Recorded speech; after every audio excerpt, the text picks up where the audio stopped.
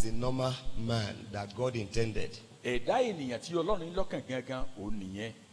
And if by virtue of our conversion in faith or conversion of faith in Christ, if it is real, tó bá wá jẹ́ wípé ìjẹ́wọ́ ìgbàgbọ́ wa nínú Kristi Jésù ó jẹ́ òtítọ́, then everything about us also must share resemblance to Christ. a jẹ́ wípé ohun gbogbo nípa wa nínú Kristi ó gbọ́dọ̀ ní àfarajọ pẹ̀lú tirẹ̀. The desire of God is that we will carry the fullness of God in us. èròǹgbà ọkàn Ọlọ́run ni pé àwa pẹ̀lú a ó máa ní ẹ̀kúnrẹ́rẹ́ Ọlọ́run nínú ayé wa. The Bible talks about coming to the full stature of the Lord Jesus Christ. Bíbélì sọ nípa dídé ẹ̀kún ìwọ̀n gígùn Kristi. Somebody might say that's a tall dream. ẹnìkan lè sọ wípé àlá tó ga tẹ́ pé kíyàn tó lè. But the saints that have gone ahead of us, ṣùgbọ́n àwọn ènìyàn mímọ́ tó ti lọ síwájú wa. they demonstrated that they actually carry the life of God. wọ́n ṣe àfihàn wípé àwọn ní iyì Ọlọ́run. If you look at the audacity with which Peter and John spoke to that crippled man, tí ẹ bá wo ìgboyà tí Pétérù àti Jòhánù fi sọ̀rọ̀ sí ọkùnrin arọ ni. they knew restoration has taken place wọ́n mọ̀ wípé ìmúbọ̀sípò ti ṣẹlẹ̀. and they manifested it. wọ́n sì ṣe àfihàn rẹ̀. Did you remember what they told that man? ǹjẹ́ ẹ rántí ohun tí wọ́n sọ fún ọkùnrin Say, yẹn? silver and gold, but what we have, pé wúrà àti fàdákà wa ò ní, ṣùgbọ́n ohun tí a ní we are going to give you. òun là ó fi fún ọ. They have the life of Christ wọ́n ní ìyè Kristi and every incidental authority and benefits that comes with it. àti gbogbo àṣẹ àti àwọn àǹfààní tó rọ̀ mọ́. So if we have been restored through Christ, nítorí náà tí a bá ti mú wa bọ̀ sípò láti pàṣẹ Kristi, we must be normal man a gbúdọ̀ jẹ́ ènìyàn tó rí bọ́lọ́run ṣe fẹ́ kó rí, in character and in authority ní ìwà àti ní ti àṣẹ and in life experience. àti nínú àwọn ìrírí ìgbé ayé. So this is the subject of our praying, nítorí náà eléyìí ni àfojúsùn àdúrà wa, that we will be restored fully wípé a ó mú wa bọ̀ sípò lẹ́kùnrẹ́rẹ́ to a normal man. sí ènìyàn tó rí bí Ọlọ́run ṣe ti fẹ́ kó rí.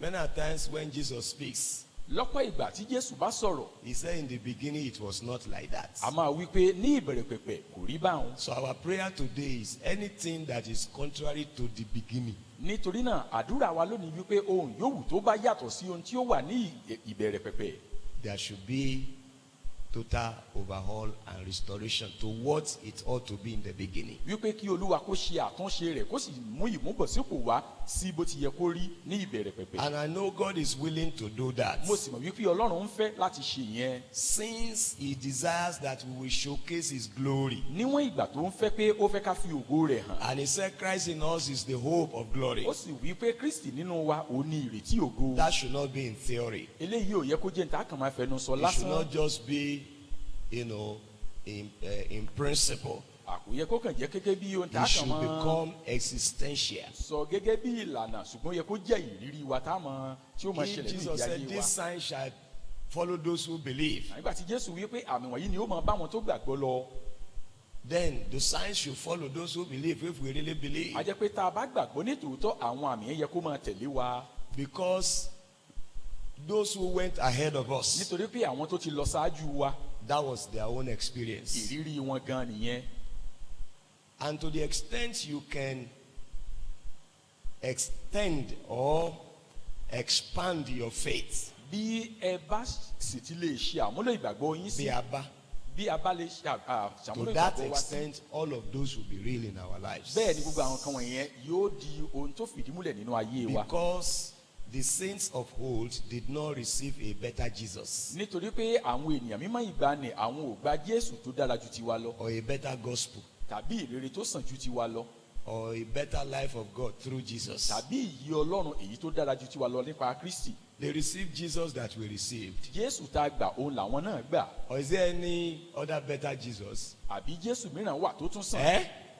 Well, the Jesus that gave Peter salvation is the Jesus that gave me salvation.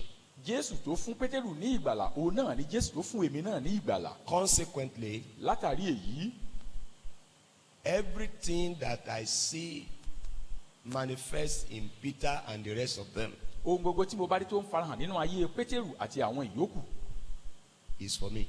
ó wà Also. fún mi bẹ́ẹ̀ gẹ́gẹ́.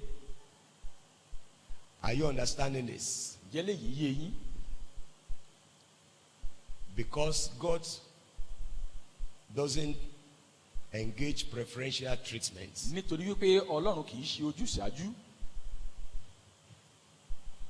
And he doesn't have any preferred child. Bẹ́ẹ̀ sì ni kò ní ọmọ kan tá a lè pè ní àyò rẹ̀. But to the extent we know Ṣùgbọ́n bá a bá ṣe mọ̀ ọ́n sí and act out, tá a sì gbé ìgbésẹ̀ lé lórí, that is what is going to be. eléyìí gan lohun tí ó ṣẹlẹ̀.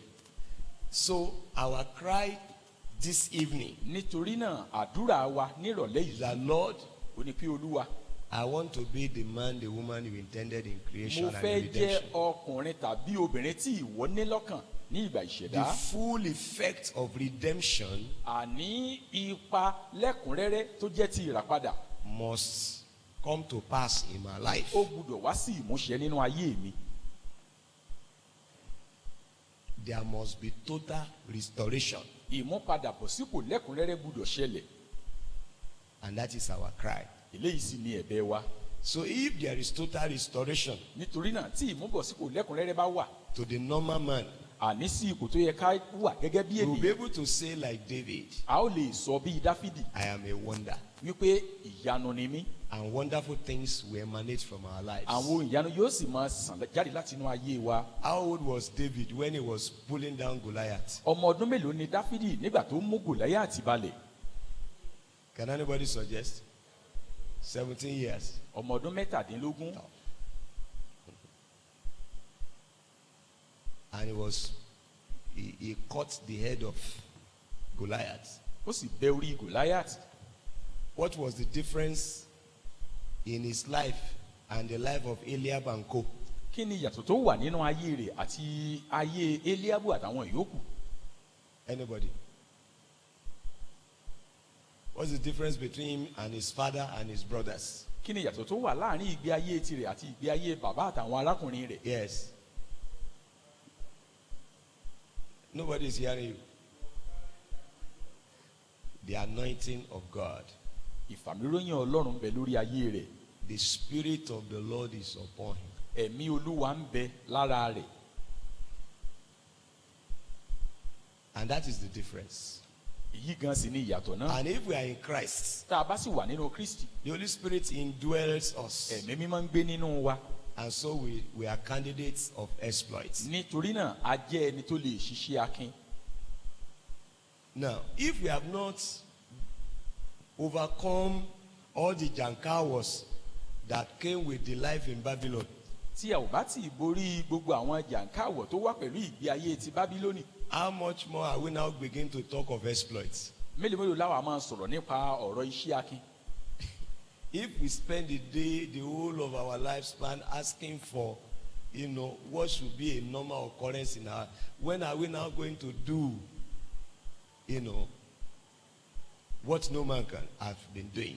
Nígbà tá a bá fi gbogbo ọjọ́ sọ̀rọ̀ lórí bó ṣe yẹ kéèyàn ó rí àtúntò tó yẹ kó ṣe ìgbà wo gan-an So láwa I bẹ̀rẹ̀ want sí a máa ṣe. transition this year. Nítorí náà mo fẹ́ ìṣípòpadà lọ́dún yìí. That will not be talking of I'm sick, I'm this, but we'll be talking about exploits that we are doing. Tí ò ní máa sọ nípa wípé báyìí ni mo jẹ́ ọ̀hún ni mo jẹ́ ṣùgbọ́n tá a máa sọ nípa àwọn iṣẹ́ agbára tá à ń gbé ṣe. We will not be talking of the debts we owe. We'll be Àní talking máa of sọ much we are spending, to expand God's kingdom. nípa àwọn gbèsè tá a jẹ ṣùgbọ́n a máa sọ iye tá a ná láti mú kí ìjọba Ọlọ́run kó gbòòrò. We will not be talking of I went to 7 deliverances, but we'll be talking about thousands of demons that we have cast out. Àní máa sọ wípé mo lọ fún ìtúsílẹ̀ nígbà méjì ọ̀tọ̀ọ̀tọ̀ ṣùgbọ́n a máa sọ nípa àwọn ẹ̀mí àìmọ́tàwá gan lé jáde. We will not talk about how many times we have visited the hospital, Ah, but we'll be you must talking so- about many people that have been healed through us. Nípa iye ìgbà tá a ti lọ sílé ìwòsàn fún ìtọ́jú ṣùgbọ́n a máa sọ nípa iye àwọn èèyàn tọ́lọ́run ti pàṣẹ wá wòsàn. We will not be talking of I see a dead man, I see cockroach. We'll be talking about I saw Jesus. A ò ní máa sọ nípa wípé mo rí òkú kan tàbí mo rí aáyán kan ṣùgbọ́n a máa sọ nípa wípé mo rí Jésù.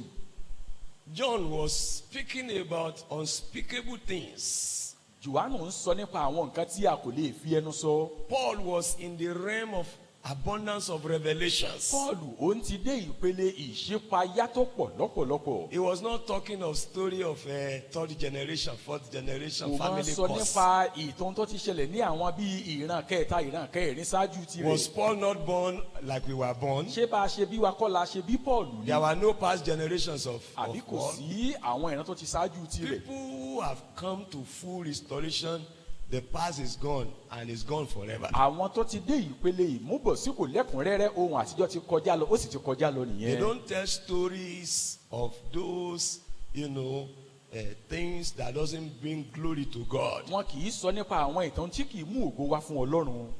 We must be there.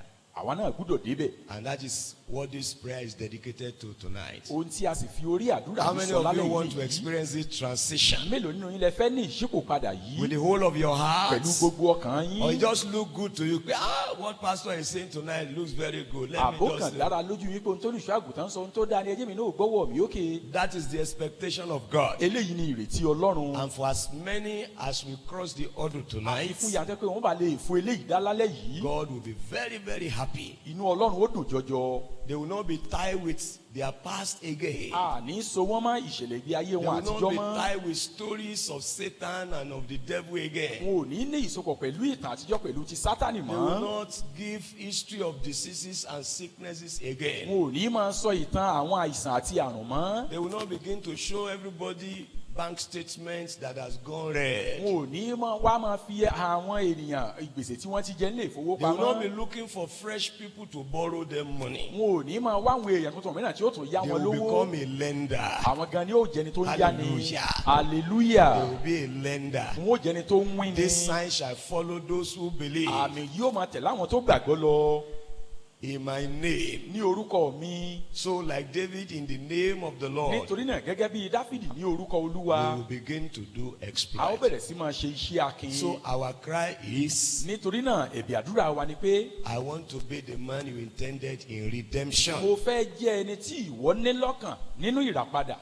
If it is the resurrected Jesus Tó bá jẹ́ wípé Jésù tó jíǹde ni that lives in us, òun ló bá ń gbé nínú wa. who is that resurrected Ta ni Jesus? Jésù tó jíǹde yẹn? The one in whose hand authorities in heaven and on earth belong to. Òun ni ẹni tí gbogbo àṣẹ lọ́run àti láyé ń bẹ níkàáwọ́ rẹ̀. Did you know that Jesus now? Ǹjẹ́ wàá mọ Jésù yẹn báyìí? That Jesus, at the presentation of his name, Jésù yẹn ní dídá orúkọ rẹ̀ every knee bows. gbogbo erunkun ń wólẹ̀. Is that Jesus that is in us? Ṣé Jésù yẹn ló ń bẹ nínú wa? Eh? It must be in action. Ó gbọ́dọ̀ wá bẹ̀rẹ̀ sí máa ṣiṣẹ́.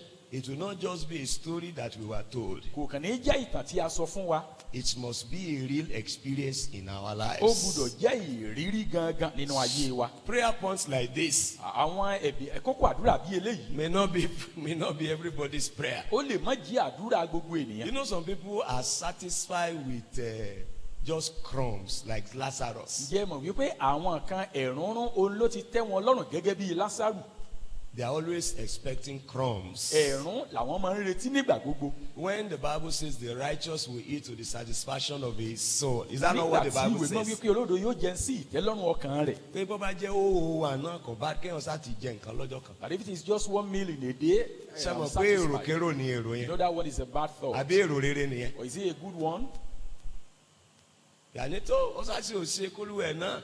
That no matter what, just let me Kémi náà also, sá tiẹ̀ lóyún rí. Ìbáàdé kọjá láàárọ̀ kọ́ bọ́lẹ̀ lálẹ́. Kọ́ sá sọ pé mi náà lóyún rí. let me just be pregnant, even though it will still be aborted. Ṣé Or I mọ̀ will pé èrò miscarry. kérò nìyẹn? You know that one is a bad Àwọn thought. pé olówó ò sọ pé èèyàn ó lóyún láàárọ̀ yọ̀ ó wà lẹ̀ You know, lálẹ́. God has not Àbí said you ohun tó be Olúwa wí pregnant in nìyẹn. the morning and then you will So we have miscarry in to the change evening. our thinking and our mentality. Nítorí náà, a gbọ́dọ̀ yí ìlóye wa àti èrò wa So we padà. have to come to the full expectation of God. A gbọ́dọ̀ wá sí ẹ̀kúnrẹ́rẹ́ ìrètí But God Ọlọ́run. will not force himself on anybody. Ṣùgbọ́n Ọlọ́run ò ní fi tipátipá mú ẹnì kankan o. God will desire those children who want to take him by his word. Ṣùgbọ́n Ọlọ́run yóò máa wá àwọn yóò fi àwọn tó yẹ pé wọ́n ó gbà á mú pẹ̀lú ọ̀rọ̀ rẹ̀. And they will begin to demonstrate the kingdom life, Wọn yóò sì bẹ̀rẹ̀ sí máa ṣe àfihàn ìgbé ayé ìjọba Ọlọ́run. kingdom blessings, Ìbùkún ìjọba Ọlọ́run. kingdom authority, Àṣẹ ìjọba Ọlọ́run. kingdom power, agbára ìjọba ọlọ́run kingdom glory. àti ògo ìjọba So ọlọ́run. the goal of our prayer nítorí náà ètí is àdúrà to wa bring us to the point ó ní láti mú wa dé where we ìpele will demonstrate kingdom life, láti máa ṣe àfihàn ìgbé ayé ìjọba life ọlọ́run, of victory over sin, ìgbé ayé ìṣẹ́gun lórí ẹ̀ṣẹ̀, kingdom power. agbára ìjọba ọlọ́run. I can do all things in Christ. mo lè ṣe ohun gbogbo nínú Kristi. Kingdom authority, àṣẹ ìjọba ọlọ́run, kingdom everything. ohun gbogbo tó ní ṣe pẹ̀lú ìjọba ọlọ́run. Are you ready for that? ǹjẹ́ ẹ ṣetán fún eléyìí? You want to be a kingdom citizen par excellence. o fẹ́ jẹ́ ọmọ ìjọba ọlọ́run tó yanrantí. You don't want to begin to describe and describe. o kàn fẹ́ kàn máa ṣàpèjúwe kó o kàn jẹ́ ọ̀rọ̀ lásán. And you know this is not a matter of age. ẹ sì mọ̀ wípé eléyìí kò tiẹ̀ ní nǹkan ṣe pẹ̀lú ọjọ́ orí. It doesn't matter how old you are. kò ní fi ṣe bó o ṣe dàgbà tó. It is not finished until it is finished. kò tí ì parí o àyàfi ìgbà tí òpin bá dé. Until Simeon tasted kingdom life ìgbà tí and kingdom glory, Símíónì tó tó tọ́ agbára ìjọba ọlọ́run àti ògo he rẹ̀ did wò, not permit God to take his life. kò gba ọlọ́run láàyè láti gba ẹ̀mí So rẹ̀. he was there until he saw the glory of Israel. ó wà níbẹ̀ títí dìgbà tó fi rí ògo Ísírẹ́lì. Let your servant now depart. ó wá wípé jẹ́ kí For my ìránṣẹ́ rẹ̀ kó eyes máa lọ have lálàáfíà seen. báyìí nítorí pé ojú mi ti rí. And he was in his 80s because Anna was 84. a sì mọ̀ wípé arákùnrin yìí ó ti lé ní ọgọ́rin ọdún torí And pé Hánà they are pẹ̀lú contemporary. òye The probability that he will mẹ́rin be older than Anna. ó sì ṣe kó tiẹ̀ jẹ́ pé tiẹ̀ tún wá tún dàgbà ju Hánà lọ. At 99, Abraham was giving birth ní ọmọ ọdún mọ́kàndínlọ́gọ́rùn-ún Abrahamu bímọ because the righteous will flourish nítorí pé àwọn olódodo wọn yóò gbilẹ̀ and still bring forth fruit in old wọn age. yóò sì tún máa so èso ní ọjọ́ ogbó wọn. At 8, Josiah became king. ní ọmọ ọdún mẹ́jọ Jòsáyà jọba. At 30, Joseph became a prime minister. ní ọmọ ọgbọ̀n ọdún Joseph pẹ̀lú di aláṣẹ. You know the age David became a man of exploits. ẹ mọ iye ọmọ ọdún tí Dáfídì tó di ẹni tó ń ṣiṣẹ́ We akin. are told he was 17 that time. a sọ fún wa wípé ọmọ ọdún mẹ́tàdínlógún ni So nígbà let náà. nobody say I am small nítorí náà kẹ́nikẹ́ni ó mọ̀ wípé ọmọdé lèmi or I am old. tàbí pé mi ti dàgbà. Wait, àwọn ọ̀ràn tí ń bọ̀ lẹ́ ń sọ yẹn fún. that you were speaking to the next generation. He said the old one would dream dreams. ó ní àwọn arúgbó The wọn young yóò máa ones will see lálàá visions. àwọn ọ̀dọ́ wọn yóò máa Housemaid, ríran the spirit of the Lord will come upon them. àwọn ìránṣẹ́bìnrin ẹ̀mí Olúwa yóò bà lé wọn. No category of people is exempted from kingdom life, kingdom power, kingdom glory, kingdom authority. kò sí ìpín ènìyàn tó pé Ọlọ́run yọ kúrò nínú ìrírí Shall we rise ìjọba up on ògo our àti feet? àṣẹ ohun agbára ìjọba Ọlọ́run. ẹ jẹ́ ká There dìde must lórí be a ẹsẹ̀ wa. transition tonight. ṣípò padà gbọ́dọ̀ wà lálẹ́ When you yìí. experience that transition, you will know it. nígbà tó bá ní ìrírí ìṣípòpadà yẹn òun mọ̀ Because something will well up inside of nítorí you. pé ohun kan yóò sun jáde nínú Courage rẹ. will break forth. àní yóò bú Faith will jáde. break forth. ìgbàgbọ́ yóò bú Peace will jáde. break forth. àlàáfíà ó bú The yọ. joy of the Lord will break forth. ayọ̀ Ọlọ́run yóò bú jáde. You will be expecting to see challenges. ó wà á máa retí pé kí ìpèníjà wá sójú ọ̀nà rẹ. That is to show that transition takes èyí láti place. fi hàn wípé Can we ìṣípòpadà close kò our ṣẹlẹ̀. eyes and bless ẹ the jẹ́ name ká of the Lord? dijú wa ká fi Who fún in orúkọ Christ Olúwa. Jesus has made this possible ẹni tó for jẹ́ pé nínú us. Jésù Kristi ó ti mú eléyìí kó ṣeé I ṣe want you fún wa. to praise God. mo fẹ́ kó yin You Olúwa. cannot overpraise God. o lè yín láyé You jù. cannot overthank Him. bẹ́ẹ̀ ló sì lè dúpẹ́ lọ́wọ́ rẹ̀ jù. Those who have seen the other side knew what I'm talking àwọn about. tó ti rí agbádá kejì wọ́n ti mọ ohun tí mò ń sọ nípa rẹ̀ yìí. Power in the kingdom of darkness. agbára nínú ìjọba òkùnkùn. Life in the kingdom of darkness. ìgbé ayé nínú ìjọba òkùnkùn. Authority in the kingdom of darkness. àṣẹ nínú ìjọba òkùnkùn. But in spite of whatsoever Satan offers, ṣùgbọ́n lékè gbogbo ohun tí èṣù lè fi fúnni there is wọ̀nyí.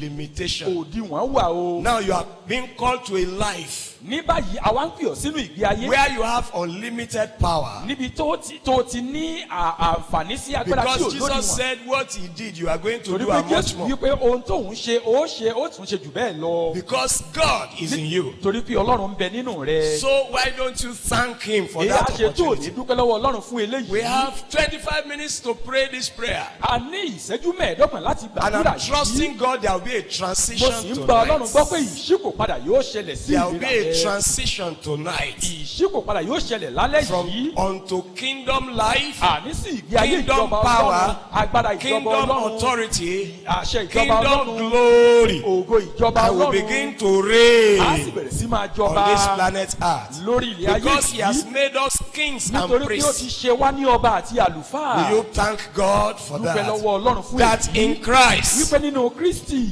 I am the righteousness of God. èmi jẹ́ òdodo Ọlọ́run. In Christ Nínú Kristi, I have been given the opportunity of life, a ti fún mi ní àǹfààní ìyè. life that is truly life. Àní ìyè tí í ṣe ìyè ní So tòótọ́. Father, tonight Nítorí náà, bàbá lálẹ́ our first yìí, prayer point is this: kókó àdúrà wa àkọ́kọ́ nìyí o. let there be restoration, Jẹ́ kí ìmúbọ̀sípò kó ṣẹlẹ̀. full restoration. Ìmúbọ̀sípò lẹ́kùnrẹ́rẹ́. I don't want to talk about salvation.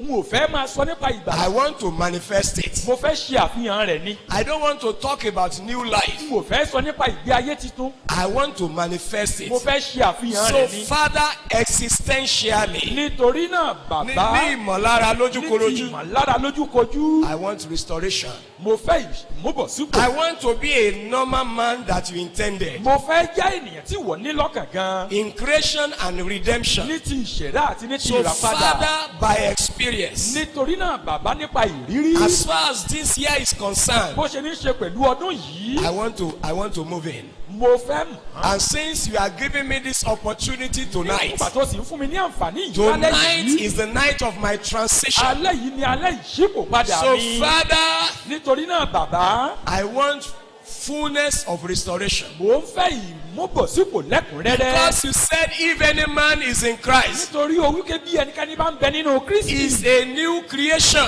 ó ti di ẹ̀dá titun. So Father, Nítorí náà, bàbá, difference between the old and the new, ìyàtọ̀ láàrin àkúórì àti titun. I desire that you work it out tonight. Mo fẹ́ pé kó fìdí rẹ̀ múlẹ̀ lálẹ́ yìí. Àdúrà yé ṣeun tí wọn máa ń gbà sọkọsọkọ bẹ́ẹ̀ ṣe ń This gbà prayer yìí. is not a prayer you pray gently the way you are praying it. Àwọn tó bá lè gba àgbáyọrí irú àdúrà Those báyìí, who can pray this prayer prevailingly, wọn ò ní ṣe máa sọ pé Olúwa fún mi lówó fún mi they láṣọ mọ́. won't just be asking for money and clothing. Nítorí pé owó àti aṣọ máa tẹ̀lé Because wọn money lẹ́yìn. and clothing will be following them. Wọn ò ní máa gbàdúrà Olúwa wò mí sàn. They will not be praying that God should heal Torí them. pé wọ́n máa gbé nínú ìlera. Because they will be dwelling in earth.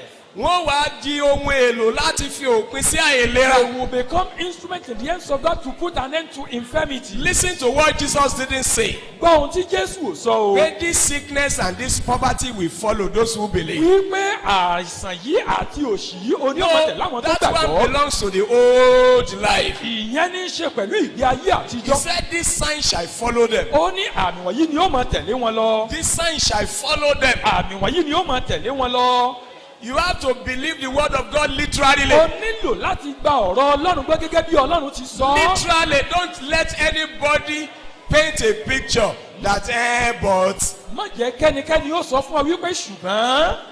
because in the last verse the Bible says the disciples went and the Lord confirmed his word with them. Nítorí wípé ní ẹsẹ̀ tó gbẹ̀yìn ní ìwé máàpù yẹn bí wípé àwọn ọmọ ẹ̀yìn jáde lọ Olúwa sì ń fìdí ọ̀rọ̀ rẹ̀ And we saw múlẹ̀. their story in Acts of Apostles. A sì rí ìtàn yẹn nínú ìṣe àwọn àpọ́stélì. So Father, Nítorí náà, bàbá, this year, lọ́dún yìí total restoration.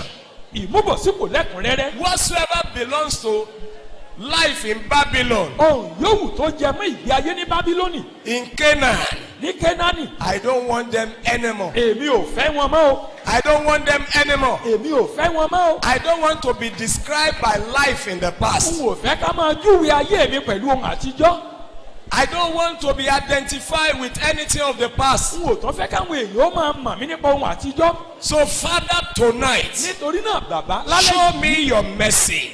ṣàánú fún mi. Show me your grace. Sórí ọ̀fẹ́ fún mi. And let there be transitions. Sì jẹ́ kí ìṣípò padà kó ṣẹlẹ̀. Is there another Gideon here tonight? Ǹjẹ́ Gídíónì mìíràn bẹ ní ìlálẹ́ yìí? They say you are a mighty man of failure. Wọ́n wí pé ọkùnrin alágbára ni ọ́. He said, no. That is that. Don't. If that is a joke, stop it. Ó ní tó pé àwàdà ló bá ń ṣe dákẹ́ o. And he said, okay. Now let water cover this thing. Ó wá wí pé ní báyìí o, jẹ́ kí omi kó bo nǹkan yìí. And it happened that way. Ó sì rí bẹ́ẹ̀. He said, let everything be dry. Ó And ní let jẹ́ them kí never be omi wet. kó gbẹ. From that moment, láti àkókò yẹn lọ mentality of Gideon changed. ìwòye Gídíónì ó He yí padà. started to see himself as a man of ó failure. wá bẹ̀rẹ̀ sí ní rí ara rẹ̀ bí ọkùnrin Until alágbára. you begin to see yourself Títí nígbà from tó bá what God bẹ̀rẹ̀ says you are. sí ní rí ara rẹ̀ gẹ́gẹ́ bí ohun tí Ọlọ́run sọ pé ó jẹ́. You are not there yet. o ò tí ì débẹ̀ rárá o. If you are still thinking of how you are going to write prayer requests, tẹ́ pé o bá tún lórí nípa bó ṣe kọ ẹ̀bì àdúrà of sílẹ̀ how God will cancel your debts, tàbí bí Ọlọ́run ó ṣe bọ́ san gbèsè rẹ of God will heal your body. àbí Ọlọ́run ó wo àgọ́ ara rẹ sàn. No, that one belongs to the old life. ìyẹn jẹ́ ti ọkùnrin àtijọ́. I want you to hold God by His word. mo fẹ́ kó o gbá Ọlọ́run mú nípa Father, you ọ̀rọ̀ rẹ̀. said, if any man be in Christ, Olúwa olúkẹ́ bí ẹnikẹ́ni bá ń bẹ nínú Kristi all things have passed away. ohun àtijọ́ ti kọjá So, lọ. Father, nítorí náà it bàbá must be real in my ó life. gbúdọ̀ dóhun tó dájú nínú ayé mi. That is my desire. eléyìí ni ìfẹ́ ọkàn mi. I don't want to be coming to prayer meeting n ò fẹ́ máa wá sípàdé àdúrà to present requests again. láti tún máa tẹ́ pẹpẹ ẹ̀bì àdúrà. I want to come to prayer meeting mo fẹ́ wá sípàdé àdúrà to give testimonies láti jẹ́rìí of wonders. àní ẹ̀rí àwọn tí ìyanu Of wonders. ẹ̀rí ìyanu. I don't want to move from one mountain to the n ò other, fẹ́ máa lọ láti orí òkè kan sí òmíràn from one night vigil to the other. láti ìṣọ́ òru kan sí òmíràn. I never saw that in Paul. èmi ò rí ìyẹn nínú ìgbé I ayé never Paul. saw that in n Peter. ò rí nínú ìgbé ayé I never Pétérù. saw that in n ò John. rí nínú ìgbé ayé I never Jòhánù. saw that in n Lydia. ò rí nínú ìgbé ayé I Lídíà. never see that in n Dorcas. ò rí nínú ìgbé ayé Dọ́kásì. Oh, I never see it in the saints of n old. ò rí nínú ìgbé ayé So, àwọn èèyàn mímọ́ ìgbàanì. Lord, let my transition be today. bàbá jẹ́ kí ìṣípò padà mi kó jẹ́ And let lónìí. everything about redemption jẹ́ kí ohun gbogbo nípa ìràpadà come to tangible manifestation. kó di ohun tí a fojú rí.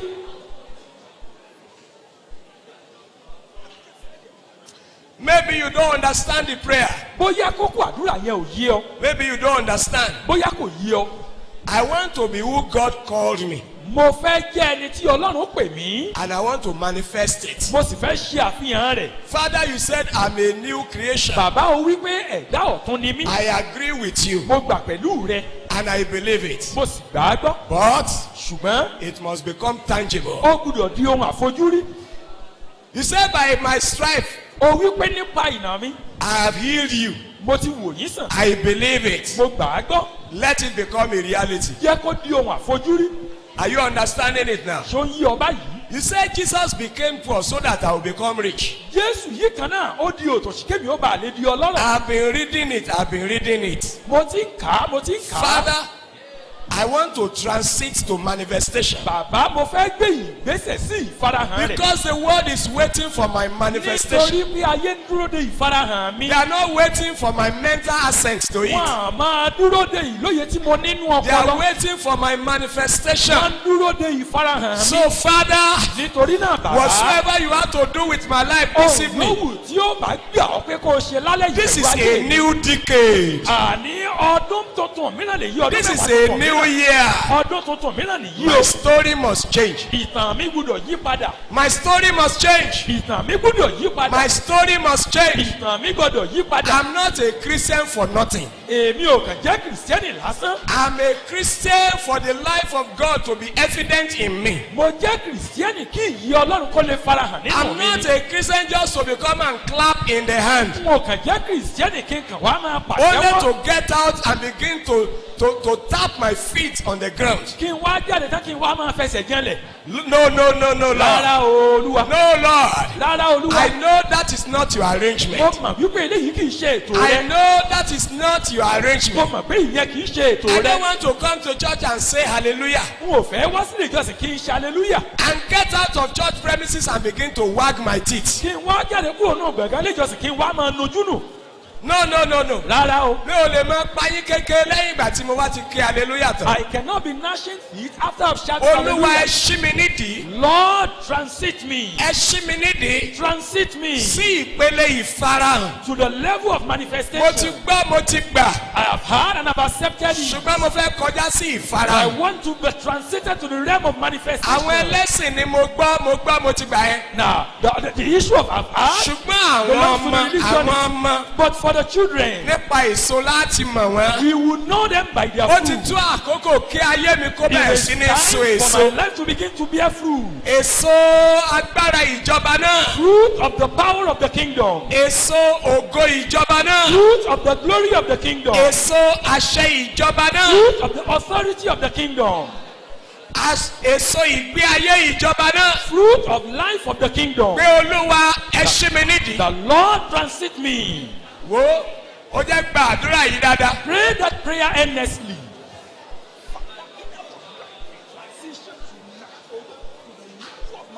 ohun tó o bá gbà láyé Whatever you òun ni allow ó fi ìdí múlẹ̀ nínú ayé rẹ̀. will become established in your ó life. ti sọ pé àdúrà ọjọ́ mẹ́ta yìí. I've said that the prayer of these 3 days kìí ṣe àwọn kọ̀lọ̀rọ̀ sí àdúrà. is not just ordinary prayer. tákàn mírí That we jẹ́gẹ́jẹ́gẹ́jẹ́gẹ́ just shake lásán. our heads and it will end ẹbí here. táwa mú gbogbo òdodo ṣẹ. Or we just fulfill all mo righteousness. fẹ́ rí àwọn tá a ti yí nídìí padà. I want to get people that have been tí transited wọn ò sọ iye gbèsè tí wọ́n jẹ mọ́. that are no longer talking about the debt they hold. tí wọn ò sọ iye tí wọ́n ń san ní hospital That they lọ́dọọdún. are not talking about their hospital bills. tí wọn ò sọ nípa bí ebi ṣe ń pa wọ́n mọ́. They are no longer talking about their hunger. àwọn ẹni ìràpadà. The redemption. mo fẹ́ rí àwọn tí àmì ìjọba náà ń tẹ̀lé. I want to be people that the signs of the kingdom àwọn is ẹni tí following. àṣẹ ìjọba náà ń tẹ̀lé. People that the authority of the kingdom is àwọn ẹni tí accompanying. ògo ìjọba náà ń farahàn lára. People in whose life the glory of the kingdom is mo fẹ́ manifesting. kó o ké sí olúwa. I want you to call upon pé God. bàbá The Father, ẹ kó ọ̀rọ̀ yín jẹ. you do not violate your ẹni word. bí ẹnikẹ́ni bá ti wà nù He jésù. said, if any man be in Jesus, ẹ̀dá titun ni. is a new creation. jésù tún sọ wípé And Jesus also èmi wá said, kí wọ́n lè ní I iye. come that they might have life, kí wọ́n sì ní ní that they might ọ̀pọ̀lọpọ̀. have it in abundance. olúwa ọ̀rọ̀ yìí gbọ́dọ̀ di òtítọ́ nínú ayé. Lord, this word must become a reality in my ó gbọ́dọ̀ life. di ìfarahàn. It must manifest. kí ló fi yàtọ̀.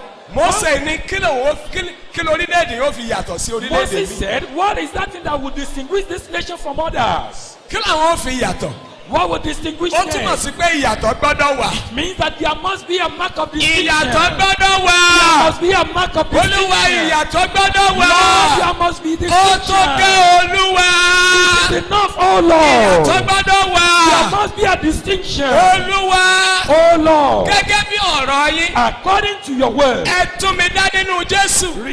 you created me in kí n Christ lè Jesus, fi ọlá ńlá yín hàn mi. that I may manifest your majesty. ẹ mú mi jáde láti inú òkùnkùn bọ́ You sínú brought me ìmọ́lẹ̀. out of darkness into light, kí n lè fi ọlá ńlá yín that hàn. I may display your glory. olúwa. Lord, àkókò ti tó now is the time fún ìfihàn ọlá ńlá yín. for the manifestation of your majesty.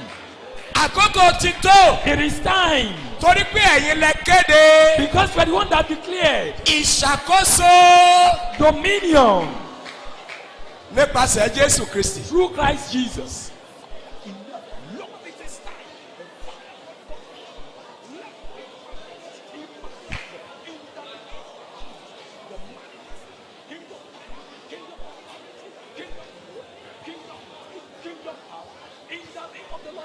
kí ni àmì ìdánimọ̀ tó fi dára rẹ mọ̀. What is the mark of the identity you know kí ni yourself àmì with? ìdánimọ̀ tí àwọn èèyàn fi dá ọ mọ̀. And what is the identity people know you with? ṣé àmì ìjọba náà ni. Is it that of the kingdom? ṣé ògo ìjọba náà ni. Is it of the glory of the kingdom? ṣé ìbá ti ṣe bẹ́ẹ̀. If it is not so, gbogbo ariwo tó o bá mọ̀ pa. whatever cry you can o cry, ní láti pa á lálẹ́ you yìí. need to cry it ó ní àwọn tonight. tó bá ṣàképe olúwa. Let those who call upon the Lord.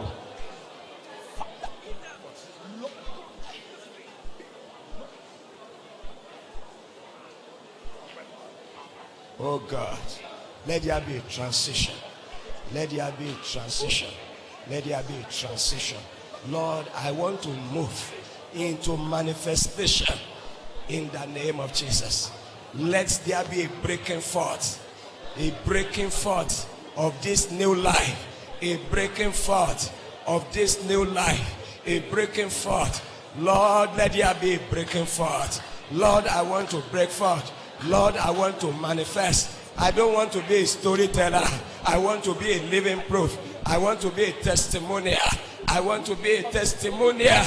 Let there be a transition. Father, restore me. Anything that is not, cannot be seen in the life of Jesus must not be seen in me. In the name of Jesus.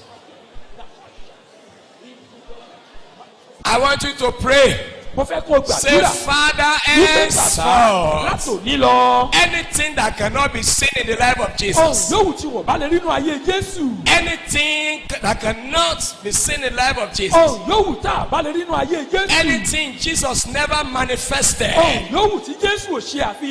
there be a transition tonight. I don't want to manifest in any other thing other than Jesus and his life.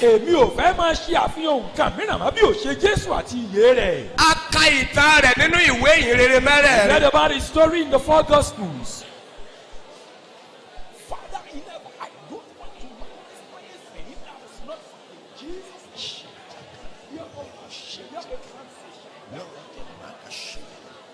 Shake it off. Let your mighty hand evacuate it in the name of Jesus. Let there be total evacuation tonight. Total evacuation, Lord, in the name of Jesus.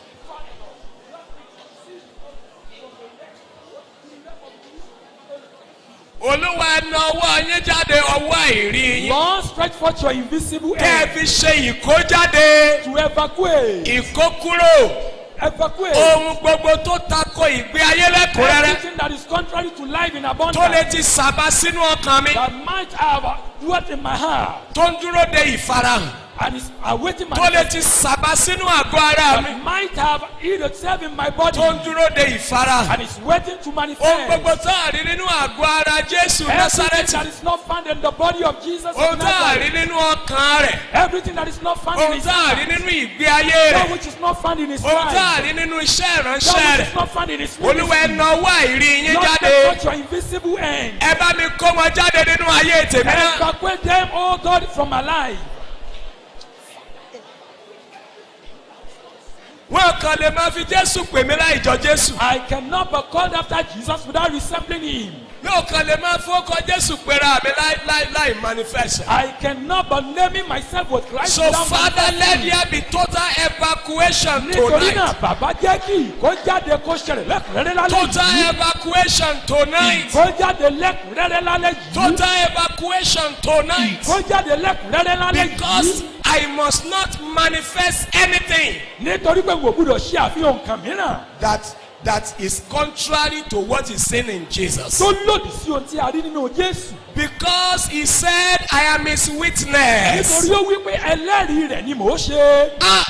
How can I be a witness? How can I be a witness when I'm still manifesting issues of the old life? Father, I want to be a correct witness. Anything that is contrary to being a correct witness, let there be evacuation tonight. In your mercy, oh God. Lord, let there be total evacuation tonight. I plead, God, that anything that will not make to be a faithful witness, a perfect witness, Lord, evacuate them. Evacuate them, oh God, with your invisible hand tonight. In the name of Jesus, there must be a turning point. Yes, Lord, tonight is a turning point. Tonight is an ordained day that you will have mercy upon Zion. So, Father, let there be evacuation. Let there be manifestation galore in the mighty name of Jesus. In the name of the Lord Jesus. In your marriage, there should be evacuation. In your career, nínú iṣẹ́ rẹ. there must be evacuation. Ìkójáde gbúdọ̀ ṣẹlẹ̀. What we want to see Ohun tó o fẹ́ rí. is Ó ní Jesus. Jésù. We don't want to know anything about anybody in this assembly A fẹ́ mọ kankan nípa ẹnìkankan nínú àpéjọpọ̀ yìí. other than Jesus and Jesus. Yàtọ̀ sí Jésù, àní Jésù nìkan. Kingdom life, kingdom power, Ìgbé kingdom ayé glory, ìjọba Ọlọ́run, ògo rẹ̀, agbára rẹ̀. kingdom authority. Àṣẹ ìjọba Ọlọ́run. Oh God, I want to manifest kingdom life, kingdom power, kingdom authority, kingdom glory.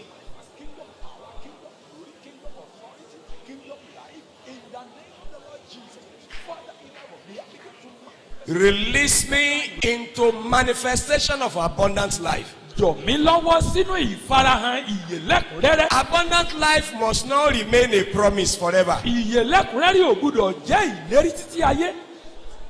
And by his stripes we have been healed.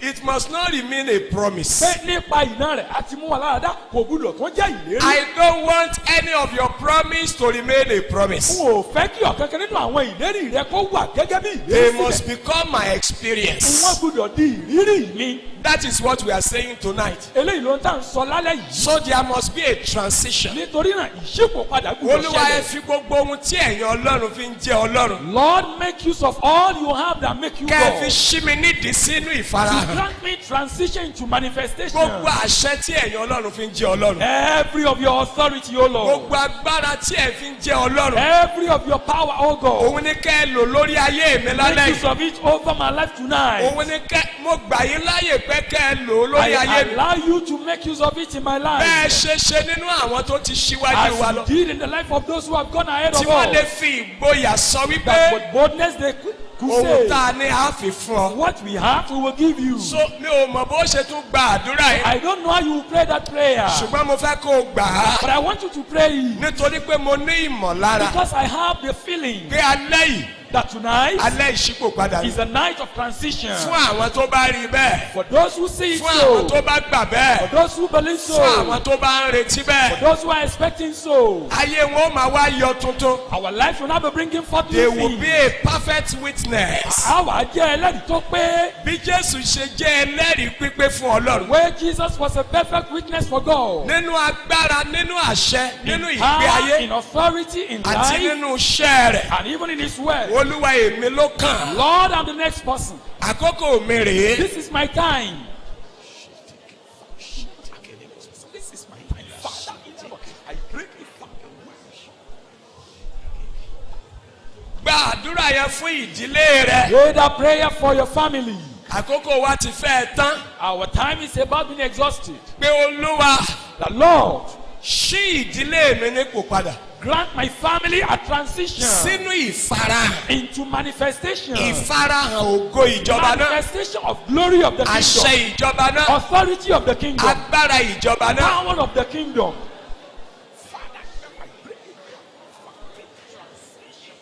Dúró lórúkọ ìdílé yín. Stand on behalf of your family. Dúró lórúkọ aya rẹ. Stand Àti for àwọn your ọmọ. wife and your Dúró children. lórúkọ àwọn òbí rẹ. Stand for your parents. Dúró lórí ọkọ rẹ àti Stand àwọn for your ọmọ. husband and the children. Wípé gẹ́gẹ́ bí ọ̀rọ̀ rẹ. The Lord, according to your word, Ìwọ ló ní ká gba ìwọ Olúwa gbọ́. you said that we should believe Ká you sì tún gba àwọn wòlíì and rẹ we gbọ́. should believe your prophet. Tó ìkéde tó jáde sí mi lálẹ́ yìí. That this, the declaration that came Òun forth ni to me wípé is that mo gbọ́dọ̀ wọ àkókò ìfarahàn. I must enter into the realm of Torí náà manifestation. Olúwa, Therefore, O mo Lord, dúró ní orúkọ ìdílé I mi. stand on behalf of my family Wípé that gbogbo agbára tí ẹ̀yin Ọlọ́run fi ń jẹ́ for Ọlọ́run. the all of your power as God, Gbogbo àṣẹ tí ẹ fi ń jẹ́ for the Ọlọ́run. all of your authority Ẹ as ṣí God, ìdílé mi nídìí. grant my family transition Lọ sínú ìfarahàn. into manifestation Káàdì ẹlẹ́rìí tòótọ́. that we may be true Tó witnesses ṣe é fojú rí. that is visible, Tó ṣe é fọwọ́ kàn. that is tangible to all. Olúwa ẹ̀bẹ̀ mi ní lálẹ́ Lord, yìí. this is my cry tonight. This is my heart cry. Let there be a transition of my wife and my children into manifestation of kingdom power, kingdom life, kingdom authority, kingdom glory. Make us a perfect witness of yours. Gba àdúrà yẹn kan náà fún Pray ìjọ yìí. that prayer for this church.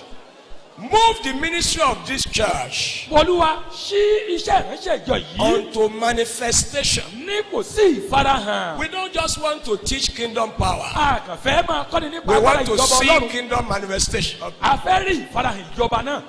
Manifestation of kingdom glory. Ìfarahàn ògo ìjọba Kingdom Ọlọ́run. authority. Àṣẹ ìjọba Ọlọ́run. Kingdom power Agbára ìjọba Ọlọ́run. in this assembly. Nínú àpéjọpọ̀ yìí. Call upon the name of the Lord. Képe orúkọ Olúwa.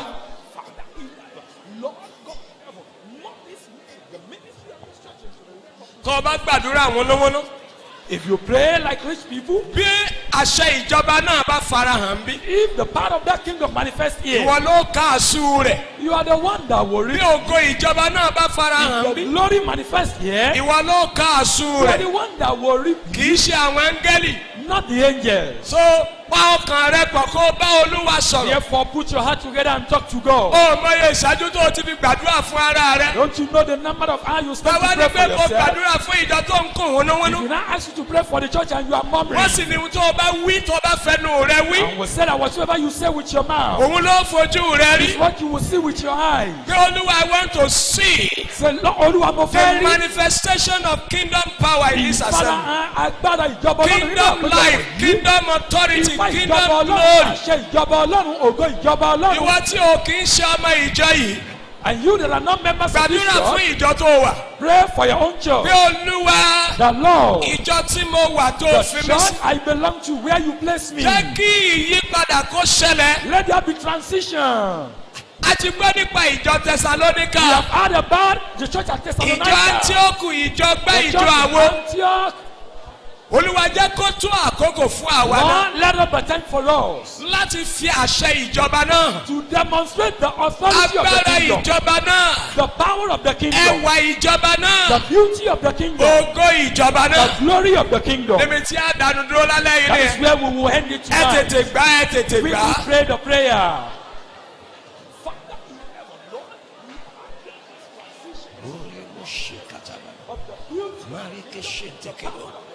Lord, we want to see manifestation, kingdom life, kingdom power, kingdom authority in the name of Jesus.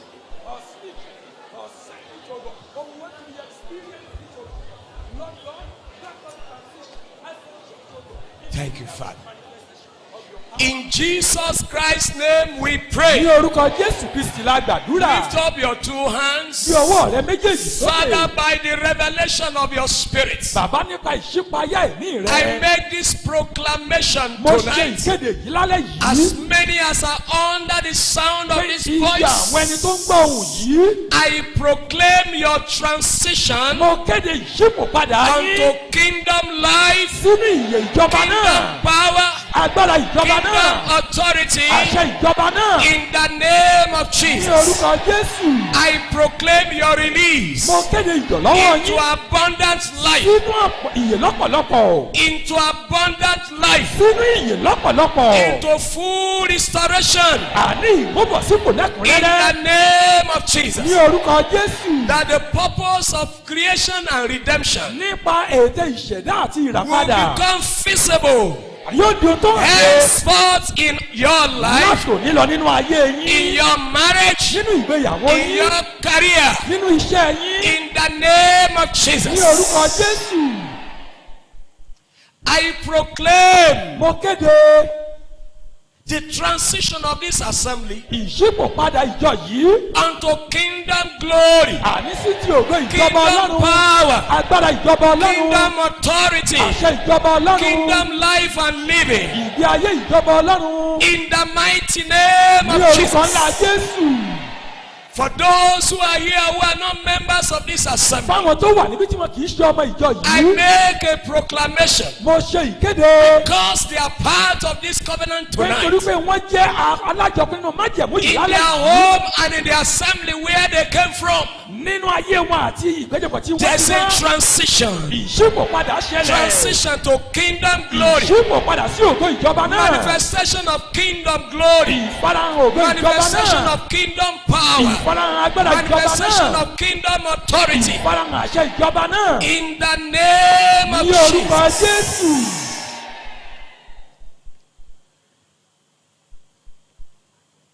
And I made this proclamation again. Everything that pertains to the whole life,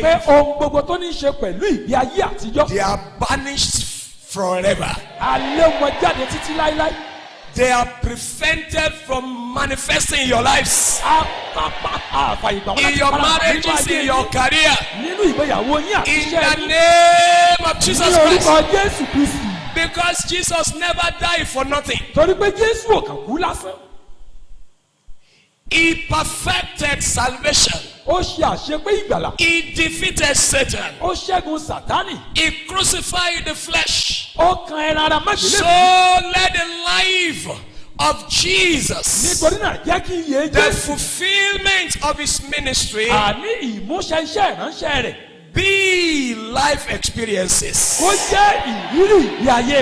Let it become tangible. Let it become visible. No more story, Lord. No more story, Lord. No more story, Lord. But practical demonstration. Practical manifestation. And this transition takes place tonight. I connect you to it. I connect your home to it. I connect this assembly to it. In the name of Jesus Christ. Now speak anything to your life. Everything you want to begin to say, open your mouth and speak.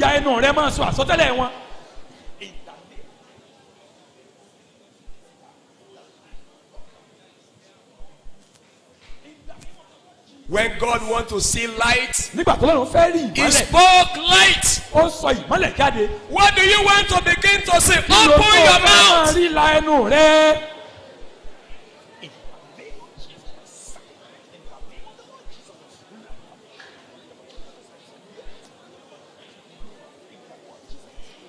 As you are saying it, so it be in the name of Jesus.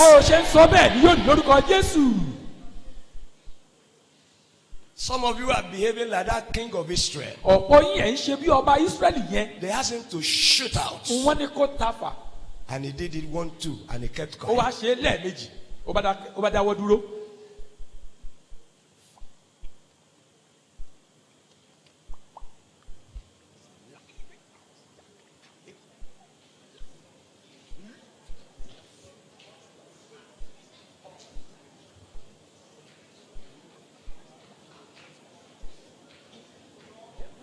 If God has stopped the first day, are we going to see man on the 6th day? Will he have gone to rest on the 7th day?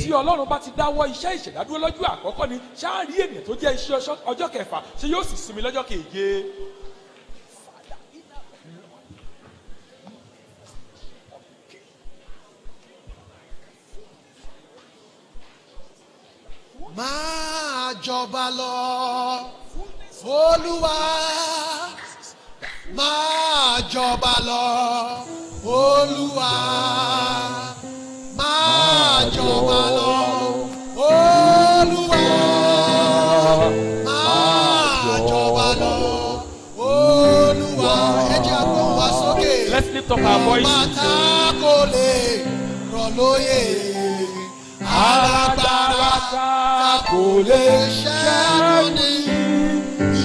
Ìjọba rẹ̀ dùn. Máa jọba lọ, Olúwa. Máa jọba lọ, Olúwa. Máa jọba lọ, Olúwa. Máa jọba lọ, Olúwa. Máa jọba lọ, Olúwa. Lóye alágbára kò lè ṣẹ́gun ní ìjọba rẹ̀ kù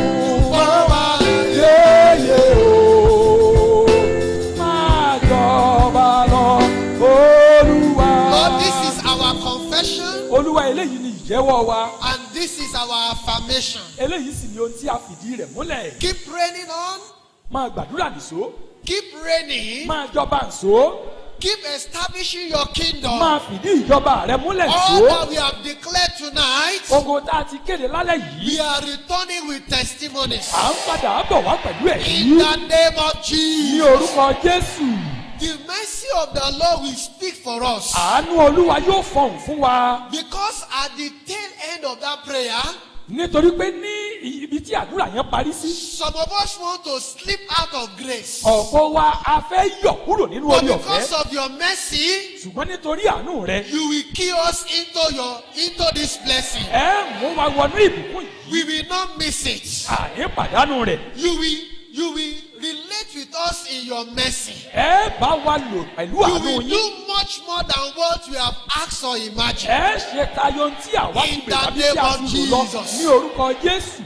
May the grace of our Lord Jesus Ní orí Christ ọ̀fẹ́ Jésù Olúwa and wa. the love of God the Father Àti ìfi Ọlọ́run and bàbá. the fellowship of the Holy Spirit Àti ìdàpọ̀ ẹ̀mí mímọ́. bring to practical Ó manifestation kó wá sí ìfarahàn tá a lè the fojú rí. glory of the kingdom, Ògo ìjọba the Ọlọ́run. power of the kingdom, Agbára ìjọba the Ọlọ́run. blessings of the kingdom, Àwọn ìbùkún ìjọba Ọlọ́run. even now and Àní ní forevermore. báyìí àti títí láéláé. Praise the Lord. Ẹ̀yin Olúwa.